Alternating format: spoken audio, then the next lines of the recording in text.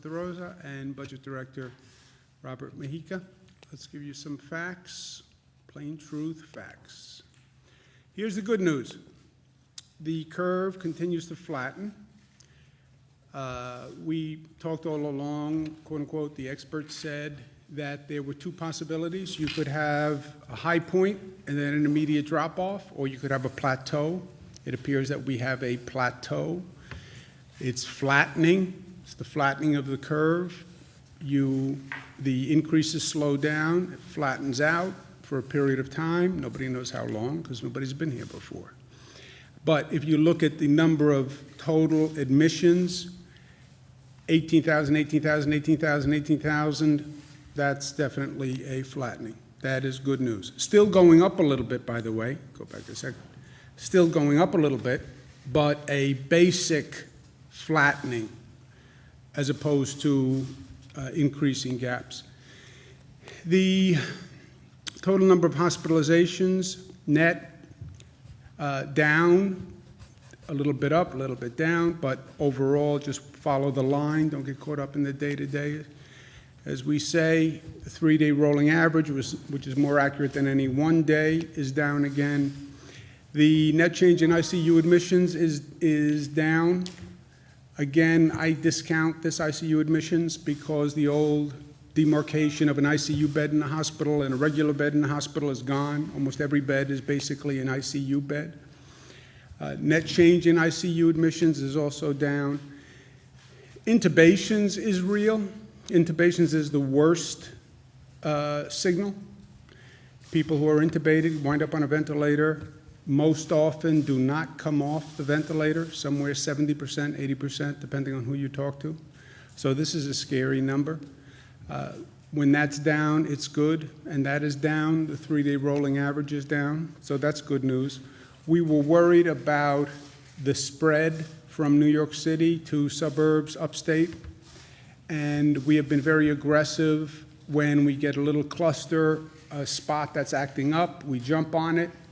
This is like watching a fire going through dry grass with a strong wind, and it's blowing the fire, and a couple of embers wind up on one side of the field, and the embers start to catch fire, and that's a cluster, and you have to run over to those embers and stamp them out right away before they grow. But you see the stabilization there, and that has been good too.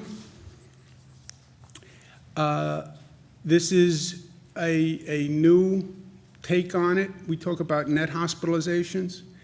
This is the number of new COVID hospitalizations to date. This is how many new COVID diagnoses or people walking into the hospital had COVID. So you see still about 2,000 people per day are walking in or being diagnosed with COVID. So you're still increasing the hospital population initially by 2,000 people who are testing positive for COVID, but on the other side of the healthcare system, people are being discharged on the other end. So the net is what we talk about because we've always been worried about lack of capacity in the hospital system where you pour the water into the glass and the glass overfills, where the hospital system just can't handle the number of people coming in. And that's why we've been studying the net. But this says, take a deep breath. You still have 2,000 people per day who are coming into the hospital system. And the terrible news is as terrible as it gets, and the worst news I've had to deliver to the people of this state as governor of New York, and the worst news I've had to live with on a personal level. Number of deaths is 671, not as bad as it has been in the past, but basically flat, and basically flat at a horrific level of pain and grief and sorrow. This is 671 people who passed away on Easter Sunday. For me, I'm Catholic. Easter Sunday is the high holy day in many ways, and one of the high holy days, and to have this happen over this weekend is really, really especially tragic, and they are all in our thoughts and prayers. That raises the death total to 10,056. Again, for perspective, 2,700 lives were lost in 9/11, and 9/11 changed every New Yorker who was in a position to appreciate on that day what happened. And the number of lives lost was horrific after 9/11, and the grief was horrific. And we are at 10,000 deaths. New York, 10,000 deaths. New Jersey, 2,000 deaths. Massachusetts, 756, and then you have the state of Michigan. Why New York? Why are we seeing this level of infection? Well, why cities across the country? It's very simple. It's about density. It's about the number of people in a small geographic location, allowing that virus to spread, and that virus is very good at what it does. It is a killer. It is very good at spreading. It is very contagious, and the dense environments are its feeding grounds. We learned that lesson very early on. Remember, we had one of the first hot spots in the nation. One of the most intense clusters was New Rochelle, New York. New Rochelle is in Westchester County. It's not in New York City. Why New Rochelle? And that's what I was so concerned about early on. We didn't know what we were looking at. Why New Rochelle? Because in New Rochelle, one person or two people who were infected were in dense gatherings with hundreds of people, and it spread like wildfire. So it's not just a dense city or a dense community.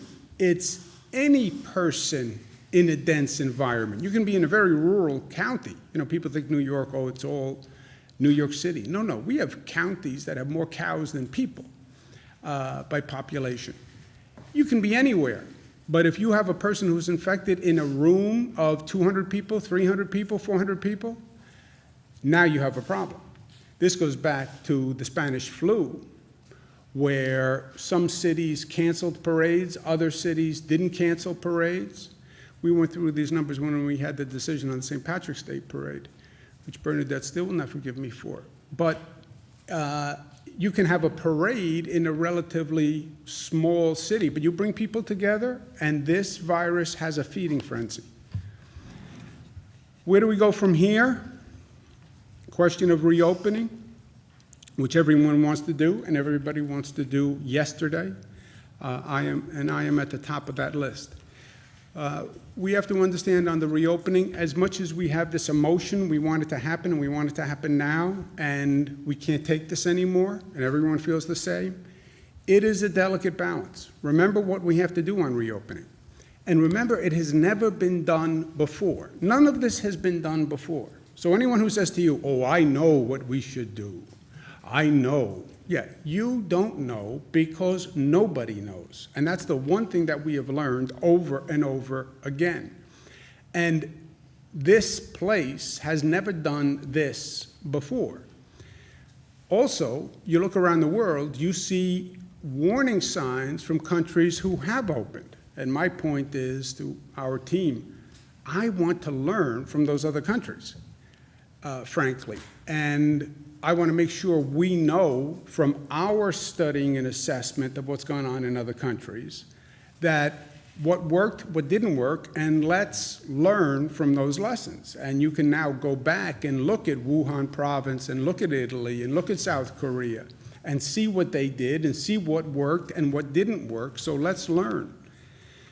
So we'll listen to the experts, we'll follow the data. But remember, this is a delicate balance. What are we doing on reopening? We are easing isolation. We want to increase economic activity. That will happen essentially through a recalibration of what are essential workers. Remember, we never turned off the economy, right? The economy is still functioning. You can get in your car, you can get gasoline, you can go to the grocery store, you can shop. You can get on a bus. The economy is functioning. We never turned it off. We turned it way, way down, and it's just the essential services that have been operating, but the essential services have all been operating. What you will be doing, in essence, on the reopening is recalibrating what is essential, right? You'll start to open that valve on the economic activity, and you'll turn that valve very slowly, reopening the economy, more essential workers. Do it carefully, do it slowly, and do it intelligently, more testing and more precautions at the same time that you're opening that valve. More testing so you have more information about who should be coming in, et cetera. More precautions because you know that works as you're calibrating and opening the valve. And while you're opening that valve, watch the meter. What's the meter? The meter is the infection rate. The meter is those daily hospitalization rates. And there is a cause and effect. You have density, you have more people infecting other people, you will see it within a matter of days in that hospitalization rate. So yes, open the valve slowly, advised by experts. Keep your eye on the meter. The meter is the infection rate. And watch that infection rate. And if you see that infection rate start ticking up, which would be undermining everything we have accomplished thus far, then you know you've opened the valve too fast. That is the delicate balance that we have to work through. And that is what has never been done before. And nobody can tell you today, I know how to do that, because it just hasn't happened. So what do? First, we come up with a reopening plan. I'm not interested in political opinions. I'm interested in what the experts say about this, to the best they can tell you. But you have public health experts. They can study South Korea. They can study China. They can study all the data that we have. You have economic experts that can help you decide what is the next notch of essential workers that can actually start the economy back up and have a consequential change. But that is a real plan, and that has to be developed, and that has to be smart. The wider the geographic area for that plan, the better, because this virus doesn't understand governmental boundaries. Well, I'm Westchester County, so you virus have to stop before entering here and follow my rules. No. The virus follows its own boundaries and its own guidelines, and it doesn't have any. The geographic area that is an economic area, a workforce area, a transportation area, that's the relevant area that we have to be looking at. You have to coordinate all these systems. You can't start one system without starting the other systems. You can't start the economic system without starting the transportation system. And if you can't run the transportation system, then you can't reopen the economy. It just doesn't happen. You have to coordinate the schools with the transportation, with the economic system. These systems work in coordination. They're big gears, and each gear intermeshes with the other gear. And you can't start one gear with the other gear stopped, right? That's the coordination. You're going to need federal support, and you're going to need smart legislation passed by the federal government that actually attends to the need, as opposed to normal political considerations. Testing is going to be key, and that's a new frontier for us also. This state is probably the most aggressive state in the nation in actually getting the testing up. We test more than any other state.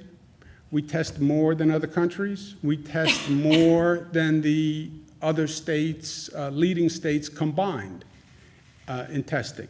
But that's still not enough. and we have to do more. And we know that the precautions work. The masks work, the gloves work, the temperature taking works. It's abnormal, it's different, but it works, and we have to do it.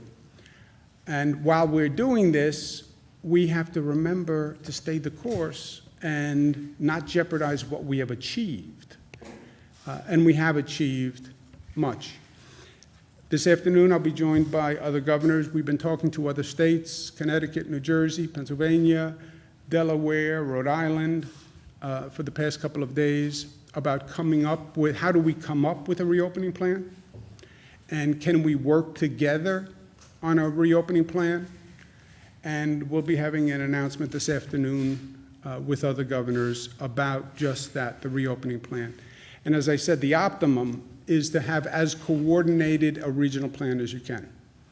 I understand intergovernmental coordination can be somewhat of an oxymoron, but to the extent we can work with Connecticut and New Jersey and Rhode Island and Delaware and Pennsylvania, I want to.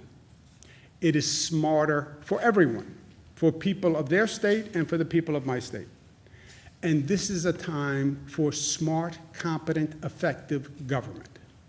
Nothing else matters. I want to make sure that I can say to the people of this state, we did everything we could to the best of our ability. And the optimum is a geographically coordinated plan. I don't believe we could ever get to total coordination with the other states because all the states have a little different set of circumstances and facts. I don't even believe we should have a uniform plan without recognizing the state-by-state distinctions. But to the extent we can coordinate, we should and we will. Last point, and this is a personal point, when is it over? I have this conversation 100 times a day. I had it last night with my daughters. When is it over? And it's a difficult conversation because people want it to be over so badly, right? I want the fear to stop. I want the anxiety to stop. I don't want to have to worry about my brother anymore. I don't want to have to worry about my daughters. I don't want to have to worry about my mother. I want it over. I want to get out of the house. I want to get back to normalcy. I've been living on this weird, disorienting, frightening place. I'm afraid to touch people. This is it violates the human behavior and needs. When is it over? It's not going to be over like that. It's not going to be we flick a switch and everybody comes out of their house and gets in their car and waves and hugs each other and the economy all starts up. I would love to say that's going to happen. It's not going to happen that way. It can't happen that way. Can it happen in some communities across the country where, frankly, they have very low infection rates and they could come up with a testing regimen where if they find 1 or 2 cases, they quickly jump on those 1 or 2 and they isolate and they track? Yes. But is that going to happen here? No. Is that going to happen in any community that has a significant issue? No. There is going to be no epiphany. There is going to be no morning where the headline says, hallelujah, it's over. That's not going to happen.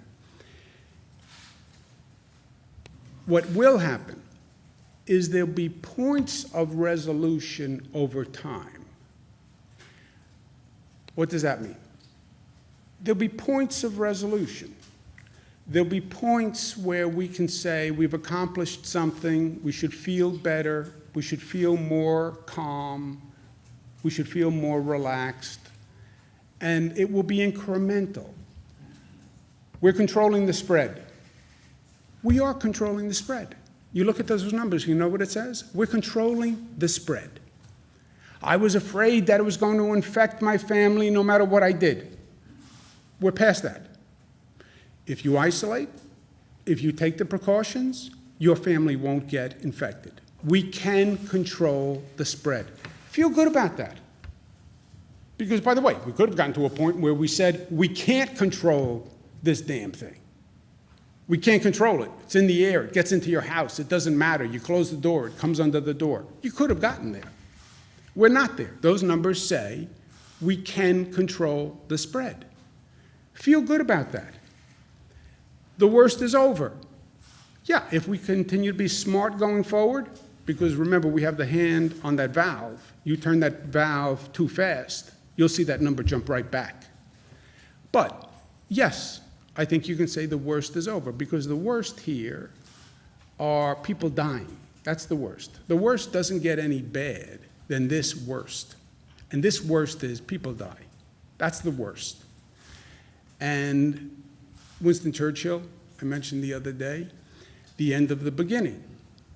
Yes, we can control the spread, and we can reduce the number of people who die, and our healthcare system can do phenomenal work and rise to the occasion and deal with this beast. It has not overwhelmed the healthcare system. We have controlled the spread. And there is confidence to be taken in that. And that's an accomplishment. And it was a heck of an accomplishment. Those healthcare workers, for the rest of my life, I will say nothing but thank you to them. And I was not sure that we could keep the tide from overwhelming our hospital capacity. And they did. Feel good about that. And I believe the worst is over if we continue to be smart. And I believe we can now start on the path to normalcy. And we can have a plan where you start to see some businesses reopening, understanding the delicate balance. I think there'll become a point where there's an announcement that we have a medical treatment, that you can get sick, but they found an antiviral medication that can help you treat the disease. So take another deep breath when we get to that point, because, okay, you get infected, but there's a drug regimen that can help you. And then you'll get to a point where they announce, we have a proven vaccine. That's when it's over. That's really when it's over.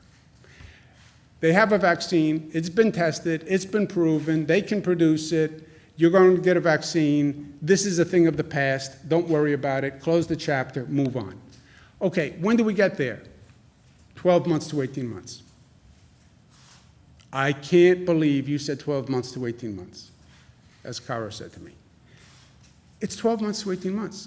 When Dr. Fauci says how long until a vaccine, he says 12 months to 18 months. When the FDA is asked how long until you get a vaccine, they say 12 months to 18 months. That is the point. When you ask me, when can I do a deep breath for the first time in 5 weeks? When they say we have a vaccine. That's when it is over. But there will be points between now and then where we should feel more confident and we should feel better. Well, I want it to be over tomorrow. I get it. I want it to be over tomorrow. I want it to be over tomorrow more than you want it to be over tomorrow. But that's not reality. So let's calibrate our expectations. And in the meantime, stay the course, because we have accomplished a lot through heroic efforts of healthcare workers, police officers, transportation workers who showed up to drive those trains and buses every day. I mean, people just doing extraordinarily brave, generous, courageous things every day, literally putting their lives at risk for the public. And we have flattened that curve by people's actions, which, remember, is why those projection models were all wrong. The projection models were high, they weren't wrong, it's a bad word. What they were saying is this is where the infection will go if unabated. What's the question mark on whether or not you can abate it? Can you put forth a government policy, but more, will people listen to the government policy? You have 19 million people in New York. I could stand up here all day long and say, you must social distance, you must stay home. If New Yorkers don't believe it, if Americans don't believe it, If they question their government, if I don't have credibility, why do I stand here and go through all the facts? I'm not asking any New Yorker to take my word for anything. I'm not asking any American, take my word for it. Here are the facts. I'll give you the facts. The good facts, the bad facts, the ugly facts, you get all the facts. You tell me what you decide. They decided on the facts that they would comply. And they've done things I would have never dreamed that they would do. And they've actually made significant progress. Do not reverse the progress that we have made in our zeal to reopen and get back to normal. That's going to be the challenge going forward. But we'll do it because we are New York tough, and tough is not just tough. We know what tough is, but tough is also smart, and tough is also united, and tough is also disciplined. And tough, most importantly, is loving. Well, that sounds counterintuitive. They sound repugnant. No, no, no, no. Toughest people are strong enough to say love. The toughest people, and that's New Yorkers. Questions? What would have to happen for New York City schools to reopen? What would have to happen first? Running out of swabs to do tests. Is that something happening elsewhere in the state? Is there anything the state can help with? We, on a daily basis, you're talking about medical equipment for hospitals? Swabs, yes. The hospital officials say they're in danger of running out of swabs to do Yeah. tests. I'll ask the Commissioner and Jim to comment specifically. But just so you know how this works, on a daily basis, every hospital does an inventory that they send to us that says what they have and what they need. And any hospital that is short, in urgent need of anything, we provide them with that material on a daily basis. We do not have any hospital that has said to us, we have an urgent need for X that we have not been able to fulfill. Two caveats.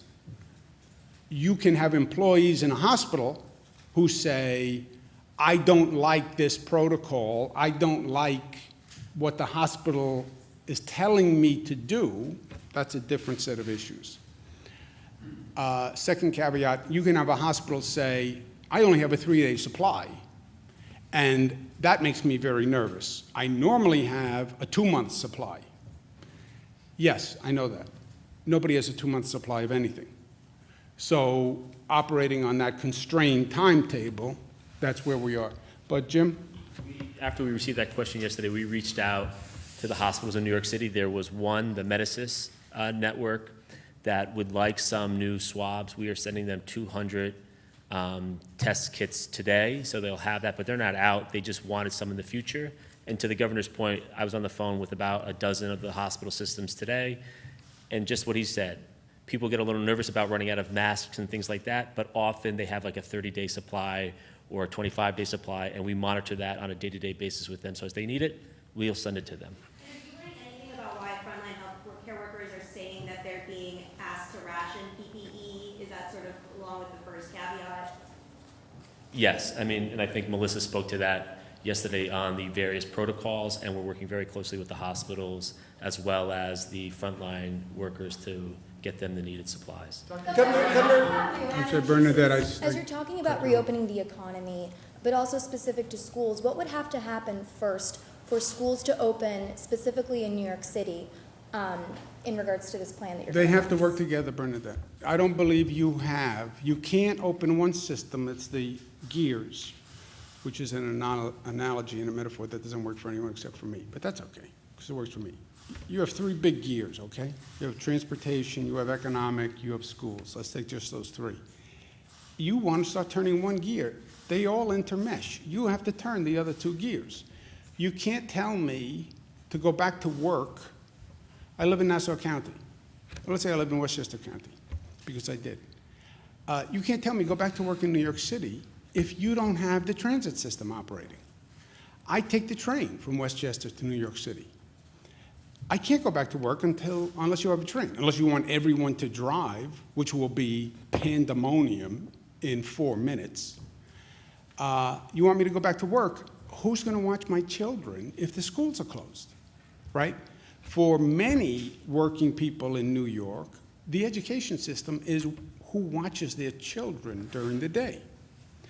That was one of the problems with closing the schools in the first place, where people were very critical of, everybody is a critic, but people didn't want to close the schools because they said then the hospital workers won't be able to show up because the children will be at home.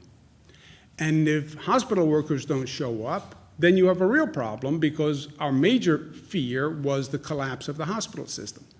So all of these things have to be coordinated, and they have to be coordinated on a statewide basis.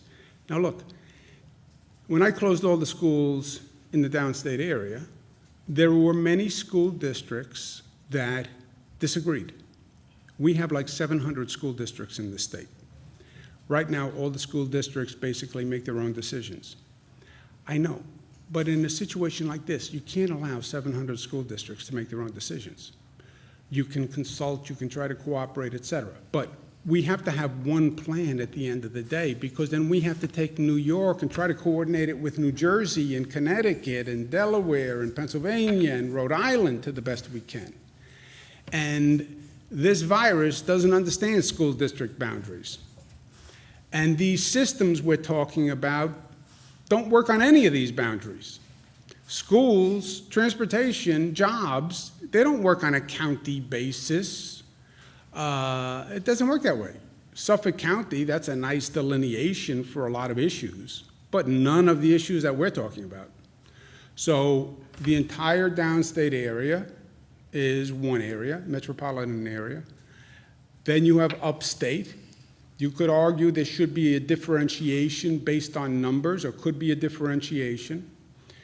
And that's going to be the conversation when we bring Connecticut, New Jersey, Pennsylvania. They'll say, look, we have rural parts of the state, which are one situation. We have metropolitan areas. That's all going to have to be talked through and reconciled. Governor Blasio about this. Wow, why not also pull in Massachusetts and Vermont? It sounds like you're focused on some of those areas.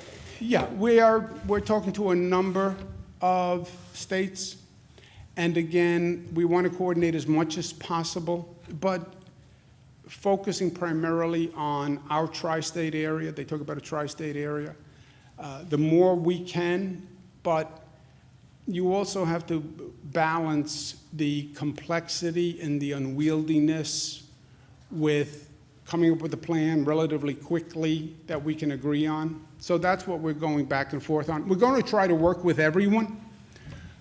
But again, you have different states in different situations, and you have to prioritize where you really need coordination. We need coordination with New Jersey and Connecticut, first and foremost, because that's where our workforce comes from. You have a total interconnection among those states. People live in Connecticut, they drive to New York City. They live in New York City, they drive to New Jersey.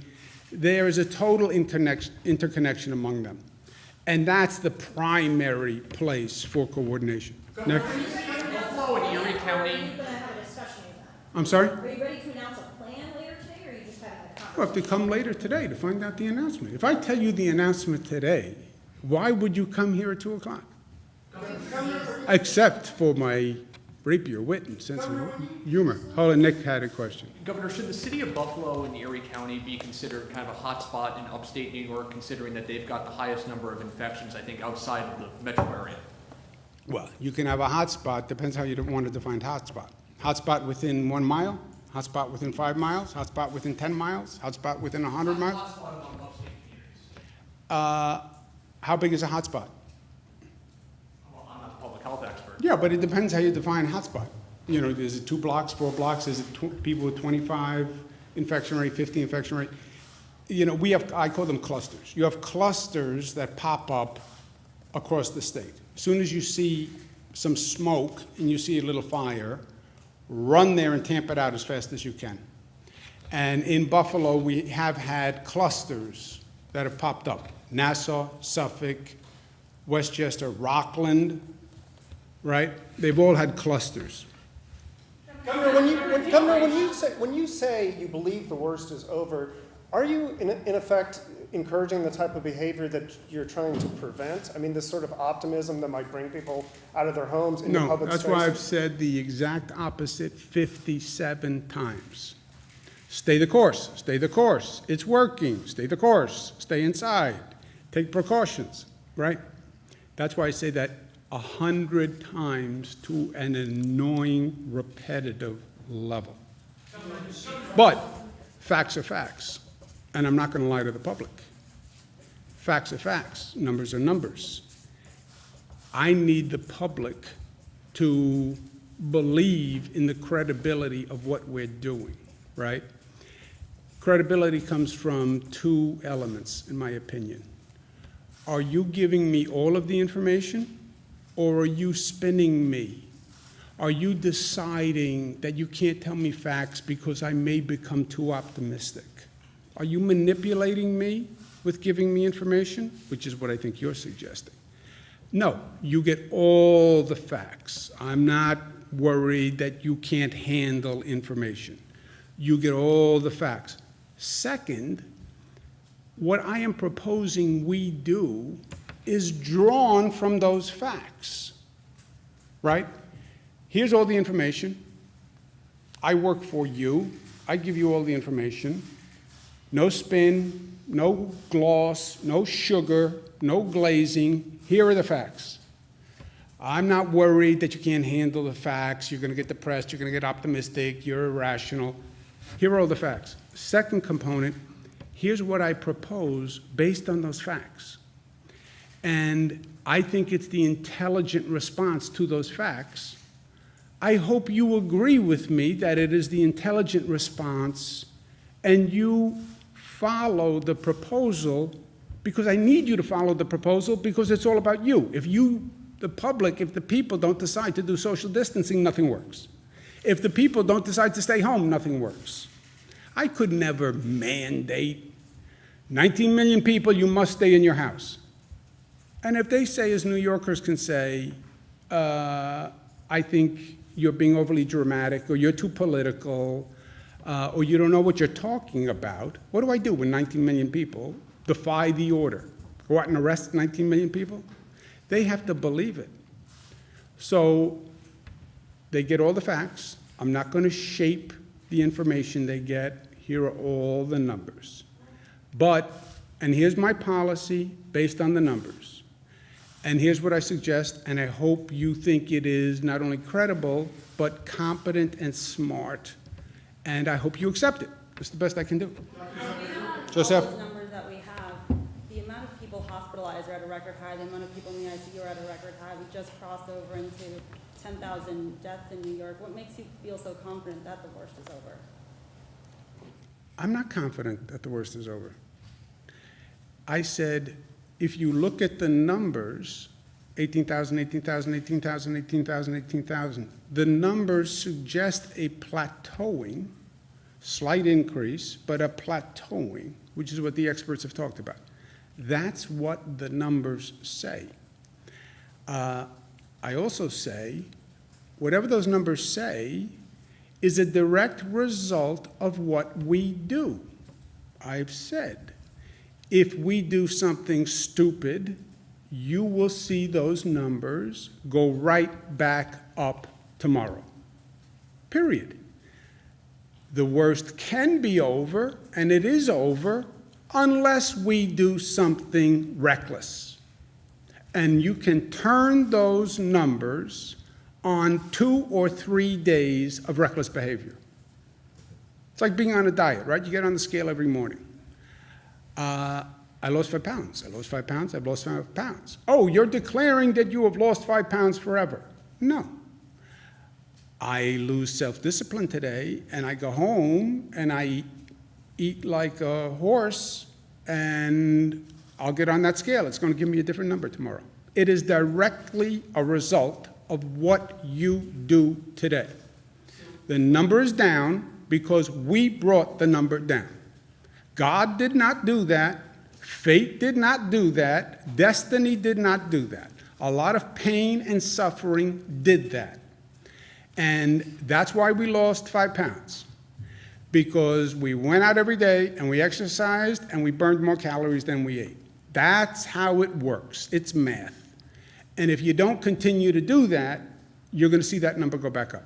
And that will be a tragedy if that number goes back up. Obviously, we've gotten to a point where the hospital, repeatedly declined to provide a list or the number of cases at each nursing home in New York State, citing patient confidentiality. Can you explain how it is a breach of patient confidentiality, just to release the total number of cases at each facility? John, I don't know the details of the healthcare privacy law, but I know the healthcare privacy law is very expansive, and health officials are always very protective of patient health. But I don't know the law well enough to answer you, but I can get you an answer today. I can have the healthcare council show you. Zucker certainly does. I mean, HIPAA generally prevents the release of personally identifiable information. How is it personally identifiable just to release top-line numbers at each facility? Okay, but just so we're clear, Commissioner Zucker is a doctor, and I respect doctors. I love doctors. My sister's a doctor, but he's not a lawyer.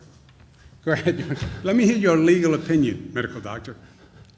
I'm interested. What do you think? Do you know? I think I understand the HIPAA law. I think the issue here, as I mentioned previously, this is their home. These nursing homes are their home, and we want to make sure we protect their privacy in that sense as well. It's not just an issue of sort of saying that there's a HIPAA law. It's that there's nowhere they're going to go, and we don't want to put information out about that. No, John. Is that a legal rationale? It's more of a moral? No, it's a law. It's a law. But we'll get you the legal, we'll get you the law on the matter. But the law is also tied to the spirit of the law and ethics, right? You don't want to invade people's privacy. We give you everything I have that doesn't invade someone's personal privacy. Otherwise, you know, there's no secret to number of deaths in nursing homes, right? If to the extent you can release it without invading people's privacy, release it.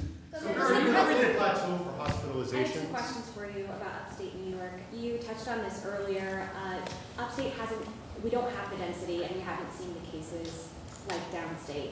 Would you consider starting the reopening upstate to see how it goes? We're going to talk to the other states. As I said, whatever we do, we're going to do in combination to the extent possible with the other states, and we'll talk about that at 2 o'clock. Could I see a distinction in places that have different caseloads? Yes. Right? You have your hand on the valve. You're watching the meter. You're turning the valve. You're opening the valve a little bit, and then you're watching the meter. The meter is the infection rates. Will the meter respond differently in a rural county than it will in a dense urban county? Yes. How do you calibrate that into a reopening plan? That's what we have to think through. Another thing is, we've had countless people contact us about unemployment. How is the new platform working, and how long is it taking for people to get their checks? The new platform is working much better. Amen.